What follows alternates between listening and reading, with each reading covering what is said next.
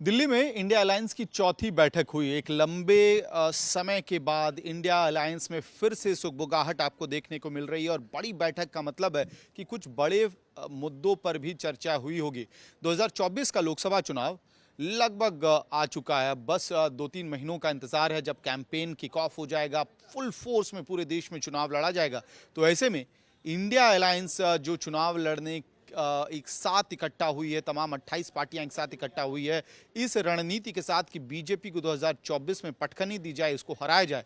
दिल्ली में जो बैठक हुई अशोका होटल के अंदर, जिसके ठीक बगल में सम्राट होटल है, यानी कि 2024 का सम्राट कौन होगा ये तय करने के लिए अशोका होटल में बैठक हुई। तो इसमें सबसे अहम मुद्दे क्या थे, अगले कुछ मिनटों के अंदर मैं आपको वही समझाऊंगा कि आज की इस बैठक में क्या अहम मुद्दों पे चर्चा हुई, क्या बड़े टेक अवेज हैं, 3 टेक अवे, 5 टेक अवे क्या है इस बड़ी बैठक का, वो अब समझते हैं। सबसे पहली बात कि आखिरकार इंडिया अलायंस का चेहरा कौन होगा, ये सवाल बार बार जनता के जहन में आता है। और यही वजह है कि सूत्रों के हवाले से खबर आ रही है कि ममता बनर्जी ने, तृणमूल कांग्रेस की जो सुप्रीमो है, उन्होंने प्रपोजल रखा मीटिंग के अंदर कि मल्लिकार्जुन खड़गे को, कांग्रेस के अध्यक्ष को, इंडिया अलायंस के पीएम कैंडिडेट के तौर पे प्रपोज करना चाहिए।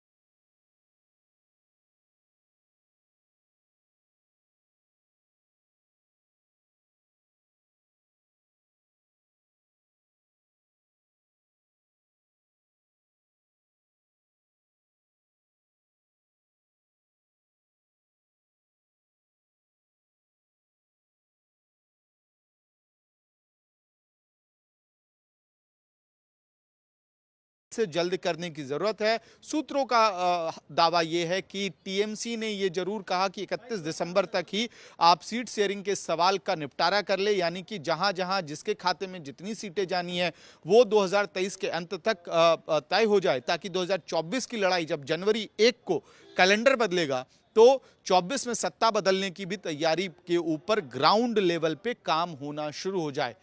तीसरी सबसे बड़ी जो बहस या चर्चा, जिस पे बहस तो नहीं कहेंगे, चर्चा जिस मुद्दे पे हुई वो है 300 प्लस 253 का फॉर्मूला। क्या ये 300 प्लस 253 का फॉर्मूला? सूत्रों का दावा है कि कई सारी पार्टियों ने, विशेष तौर पे तृणमूल की तरफ से ये कहा गया कि कांग्रेस पार्टी को 300 सीटों पे, लगभग 300 सीटों पे, जहां वो बीजेपी के साथ डायरेक्ट फाइट में है, यानी कि बीजेपी वर्सेस कांग्रेस का मामला है, उन 300 सीटों पे सीधे सीधे कांग्रेस को लड़ाई लड़नी चाहिए, इंडिया ब्लॉक को उसको समर्थन करना चाहिए, क्षेत्रीय दलों को सीधा कांग्रेस का समर्थन करना चाहिए। और बाकी 253 सीट जो है, जहां पे क्षेत्रीय दल अगुवाई कर रहे हैं कैंपेन की, वहां पे कांग्रेस को अपने सारे रिसोर्सेस के साथ उसका समर्थन करना चाहिए, यानी कि 300 प्लस 253 का फॉर्मूला।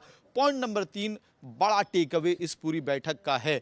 इसके साथ साथ सीट शेयरिंग को लेके एक और मुद्दे पे चर्चा हुई। अगर आप महाराष्ट्र की बात करें तो ये कहा गया कि भाई महाराष्ट्र को लेके तो अलायंस पहले से है, यानी कि दिल्ली में उसको जल्द से जल्द सॉर्ट आउट कर लिया जाए। जदयू की तरफ से बिहार के सीट शेयरिंग को लेके कहीं ना कहीं प्रपोजल रखा गया।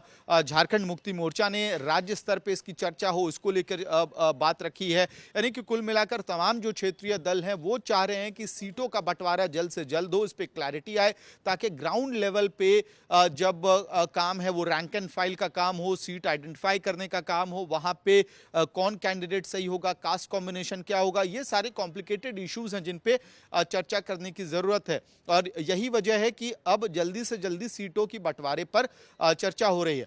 22 दिसंबर को पहला मेगा रैली आपको रैली तो नहीं, देश भर में विरोध प्रदर्शन देखने को मिलेगा। 151 सांसदों का जो सस्पेंशन हुआ है पार्लियामेंट से अभी तक, आज की तारीख तारीख तक। इसके खिलाफ इंडिया अलायंस देश भर में पहली बार एक प्रोटेस्ट कॉल लेके जा रहा है, यानी कि पूरे देश में 22 दिसंबर को विरोध प्रदर्शन देखने को मिलेगा। इसके साथ साथ एक और खबर आई है, सूत्र ये दावा कर रहे हैं कि कुछ बिहार की पार्टियों ने ये जरूर प्रपोज किया है कि गांधी मैदान में महात्मा गांधी के शहादत दिवस पर एक बड़ी रैली गांधी मैदान में पटना में हो। ये प्रपोजल रखा गया, हालांकि प्रपोजल है, अभी इस पर कोई निर्णय नहीं हुआ है। यानी कि कहीं ना कहीं ये माना जा सकता है कि 22 दिसंबर को पहला विरोध प्रदर्शन, तो जनवरी में इंडिया अलायंस की तरफ से आपको कैंपेन की जो रणनीति है वो ग्राउंड पे दिखने लगेगा।